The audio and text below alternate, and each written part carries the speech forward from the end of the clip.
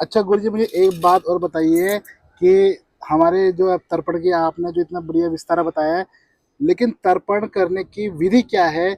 सरल विधि भी और नियम से तर्पण का विधि क्या है? कैसे किया जाता है तर्पण? आप थोड़ा हमको बताइए। देखिए, हमारे यहाँ एक बड़ी सुंदर बात है, अपना हाथ जगन्नाथ है।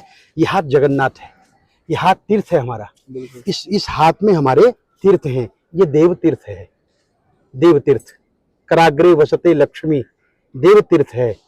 यहाँ से देवताओं के लिए जल की अंजलि दी जाती है।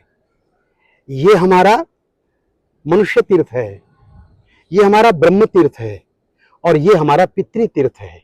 चार तीर्थ एक ही हाथ में है। वाह। तो चार तीर्थों में जब हम लोग सबसे पहले देवताओं के लिए तर्पण करते हैं, तो हम देवताओं का तर्पण इस प्रकार से करते हैं। गणपति त्रिप्यताम, मैं गणपति आदि देवताओं को प्रणाम करता हूं। फिर दूसरा, मनुष्य और सप्त ऋषियों का तर्पण, मुट्ठी बंद करके।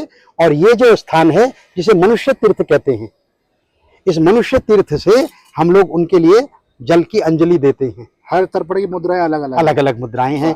उसके बाद जब हम चरणामृत पीते हैं और आचमनी लेते हैं, तो ब्रह्म तीर्थ से लेते हैं,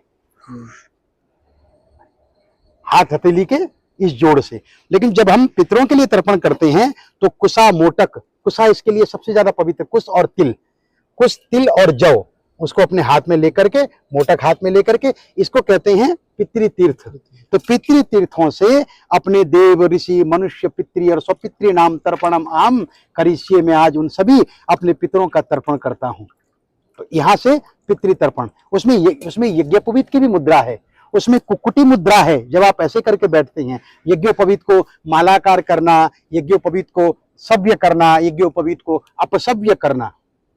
लोग असभ्य कहते हैं, असभ्य माने गलत होता है, और अपसभ्य मतलब दाया और बाया होता है। तो यज्ञोपवीत को अपसभ्य करना और यज्ञोपवीत में सभ्य होकर के देवताओं का तर्पण करना। अच्छा गुरुजी, पितृ कार्य में मुद्राओं का क्या महत्व है? चाहे तो कोई सिंपल भी कर सकते हैं, लेकिन मुद्राओं का क्या महत्व है इसमें? देखिए, हर किसी एक की अपनी अपनी मुद्राएं होती हैं, और मुद्रा का अर्थ होता है कि उस मार्ग से, उस स्थान से, उस विशेष परिस्थितियों में जब घंटी का मंत्र आएगा तो घंटी तो बजाएंगे, शंख तो नहीं बजाएंगे, और जब शंख का मंत्र आएगा तो घंटी नहीं बजाएंगे, शंख ही बजाएंगे। उसी प्रकार से हम कौन सी मुद्रा में बैठ करके, किस मुद्रा से उन पितरों के साथ हमारा कनेक्शन हो सकता है। तो जिसे कुक्कुटी मुद्रा में बैठना, पातित बाम जानू, बायां पैर नीचे रखना, दायां पैर ऊपर की ओर रखना, और उसके बाद तब तर्पण करना। तो ये मुद्राएं उस देवता के प्रति, उन पितरों के प्रति समर्पित मानी जाती हैं।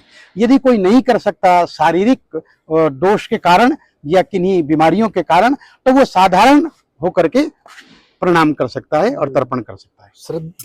श्रद्धा का विषय है, श्राद्ध श्रद्धा का विषय है, श्रद्धा का श्रद्धा से विषय, इम्पोर्टेंट ज्यादा श्रद्धा का विषय।